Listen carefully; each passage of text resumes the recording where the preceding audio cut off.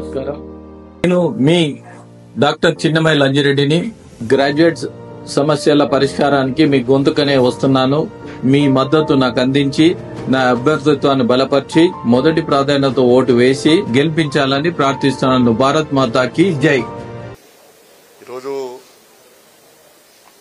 కేంద్ర హోంశాఖకు సంబంధించి ఈ తెలంగాణ రాష్ట్రంలో నుండి 8 ప్రాపర్టీస్ మీద ఒక సమీక్ష చేయడం జరిగింది. గత 3 నెలల క్రితం కూడా సమీక్ష చేసిన తర్వాత అధికారులతోని వాళ్ళ యొక్క సూచన సలహాలు తీసుకొని వాళ్ళ యొక్క ఆలోచన మేరకు సమీక్ష చేయడం జరిగింది. ఇవాళ రిపోర్ట్స్ తీసుకోవడం జరిగింది. ఈరోజు కూడా అధికారులను సూచించడం జరిగింది. ముఖ్యంగా రంగారెడ్డి, హైదరాబాద్, కొత్తగూడెం, వికారాబాద్ ఈ 4 జిల్లాలకు సంబంధించి 8 ప్రాపర్టీస్ మీద రోజు పూర్తిగా దాన్ని సమీక్ష చేయడం జరిగింది. చాలా ప్రాంతాల్లో ఆక్రమించుకోవడం, అనేక సమస్యలు రావడం వలన, ఫీల్డ్ మీద అధికారులు కూడా సమస్యలు రావడం వలన దాని నుంచి ఏ విధంగా మనం అధిగమించడం, ఏ విధంగా వాటిని తిరిగి స్వాధీనం చేసుకోవడం, ప్రజలకు అవసరం వస్తే కేంద్ర ప్రభుత్వ నిబంధన ప్రకారం వారికి ఇచ్చే ప్రయత్నం చేయడం, ఇట్లా అనేక విషయాల మీద చర్చించడం జరిగింది.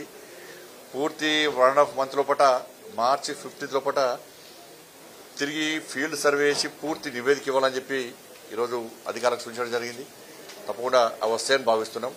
దీని ద్వారా ప్రభుత్వానికి ఆదాయం రావడం, దాంతోపాటు 8 ప్రాపర్టీస్ కాపాడేటువంటి ప్రయత్నం చేస్తున్నాం. 8 ప్రాపర్టీస్ అంటే ఎవరైతే ఇక్కడ నుంచి పాకిస్తాన్ విడిపోయిన సందర్భంలో ఇక్కడ నుంచి పోయినరో వాళ్ళ ప్రాపర్టీస్ను అంతా కూడా 8 ప్రాపర్టీస్ అంటాం. అప్పుడు రెండు దేశాల మధ్య ఒప్పందం జరిగింది. అక్కడి నుంచి వచ్చినటువంటి పాకిస్తాన్ నుంచి భారతదేశానికి వచ్చినటువంటి వాళ్ళ ఆస్తులను ఆ ప్రభుత్వంగా ఆ దేశం కాపాడాలి, ఇక్కడి నుంచి వెళ్ళిన ఆస్తులను ఈ దేశం కాపాడాలని చెప్పి 2 దేశాల మధ్య ఒప్పందం కుదిరినప్పుడు దాన్ని పాకిస్తాన్ ధిక్కరించి అక్కడ ఉన్న ఆస్తులు మొత్తం అమ్మేసే ప్రయత్నం చేసింది కాబట్టి, పూర్తి అమ్మేసింది కాబట్టి మన దేశంలో కూడా అదే విధాన్ని కొనసాగించాలని చెప్పి నిర్ణయించడం జరిగింది. కాబట్టి వాటిని 8 ప్రాపర్టీస్ అంటున్నాం. తప్పకుండా తెలంగాణ రాష్ట్రంలో నాకు తెలిసి దాదాపు 10,000 కోట్ల రూపాయలకు పైగా విలువ చేసేటువంటి 8 ప్రాపర్టీస్ ఉన్నాయి కాబట్టి వాటి విషయంలో చర్చించడం జరిగింది.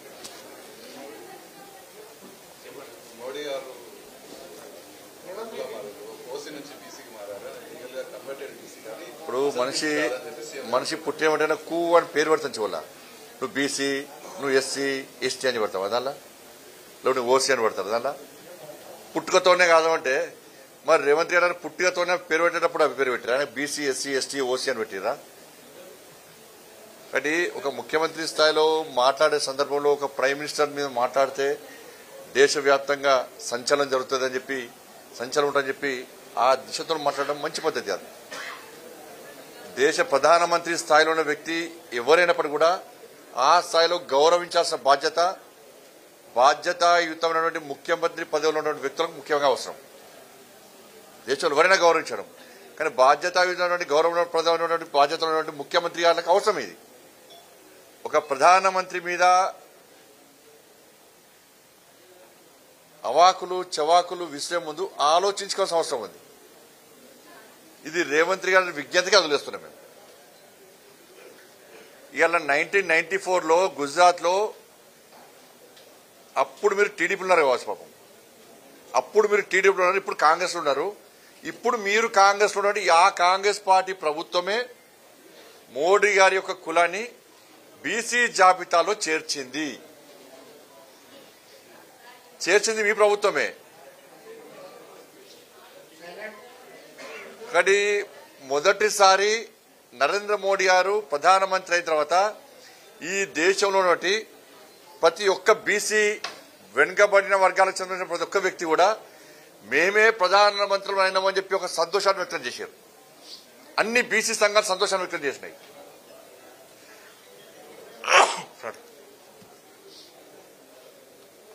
ఒక బీసీ వ్యక్తి ప్రధానమంత్రి అని చెప్పండి.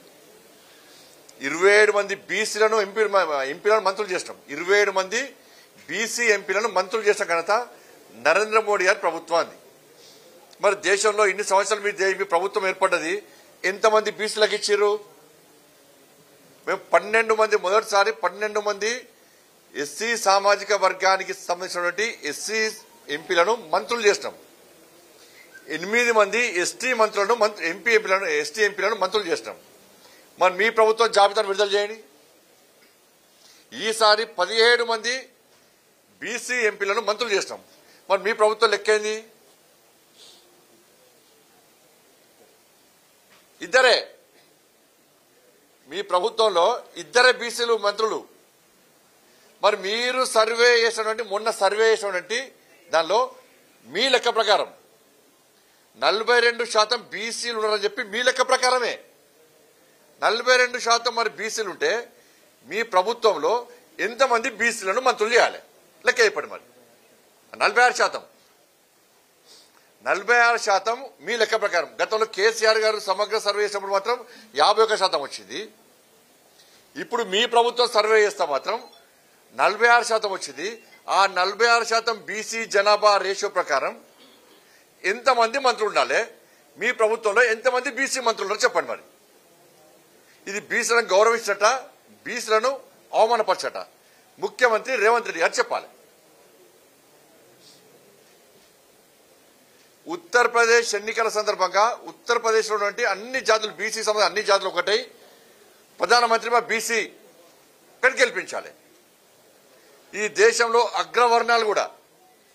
అగ్రవర్ణాల్లో పేదలు కూడా ఈడబ్ల్యూఎస్ ఇచ్చింది కేంద్ర ప్రభుత్వం.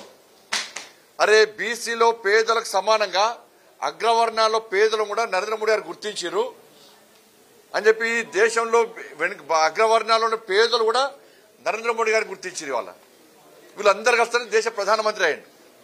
వాళ్ళ దేశంలో అధికారం చెలాయిస్తున్నాం. ఇలా ఇది పక్క పెడితే ఈ చర్చ జరగాలంటే 10 జనపద్ నుంచి చర్చ జరగాలి. రేవంత్ రెడ్డి గారు స్పష్టం చేయాలి. మీ ఆది నాయకుడు రాహుల్ గాంధీ గారు ఏ కులానికి సంబంధించిన వ్యక్తి, ఏ మతానికి సంబంధించిన వ్యక్తి, ఏ దేశానికి సంబంధించిన వ్యక్తి, ఆయన బీసీయా, ఎస్సీయా, ఎస్టీయా, ఫార్వర్డ్ క్యాస్టా స్పష్టం చేయండి. మీరు వాళ్ళ నాన్న ఫిరోజ్ ఖాన్ గాంధీ, వాళ్ళ తాత రాహుల్ గాంధీ గారి తాత ఫిరోజ్ ఖాన్ గాంధీ, వాళ్ళ అమ్మ ఆయన ముస్లిం, వాళ్ళ అమ్మ సోనియా గాంధీ క్రైస్తవురాలు, దాంతోపాటు ఇటలీ దేశస్తురాలు. మరి రాహుల్ గాంధీ మీద చర్చ జరగాలి. మీరు రాహుల్ గాంధీ గారిని మీ నాయకుడిగా బీసీగా బీసీ నాయకుడు అని మీరు ప్రోత్సహిస్తురా, లేకుంటే ముస్లిం అని ప్రోత్సహిస్తురా, క్రిస్టియన్ అని ప్రోత్సహిస్తురా, లేకుంటే వేరే దేశస్తులను ప్రోత్సహిస్తురా? ఏ దేశస్తుడు, ఏ మతం, ఏ కులం? కులం లేదు అనకు, మతం లేదు, ఓ జాతి లేదు, ఒక దేశం లేదు. చర్చ జరగాలి, దాని మీద చర్చ జరగాలి. నరేంద్ర మోడీ గారిని బీసీగా ఈ దేశం గుర్తించింది. ఈ దేశంలోని బీసీలందరూ గుర్తించారు. అగ్రవర్ణాల్లో పేదలు కూడా ఎస్ ఈయన బీసీ వెనుకబడిన వర్గాలకు సంబంధించిన వ్యక్తి కాబట్టే మా అగ్రవర్ణాల్లో పేదలు కూడా గుర్తిస్తుడు, పేదోడు కాబట్టే అని గుర్తించారు. కాబట్టి దేశ ప్రధాని ఈ దేశంలో మూడోసారి భారతీయ జనతా పార్టీ అధికారంలోకి వచ్చింది, ముచ్చటగా మూడోసారి. మరి రాహుల్ గాంధీ కుటుంబం గురించి చర్చ జరగాలి. దానికి రేవంత్ రెడ్డి గారు ఏమని సమాధానం ఇస్తారు?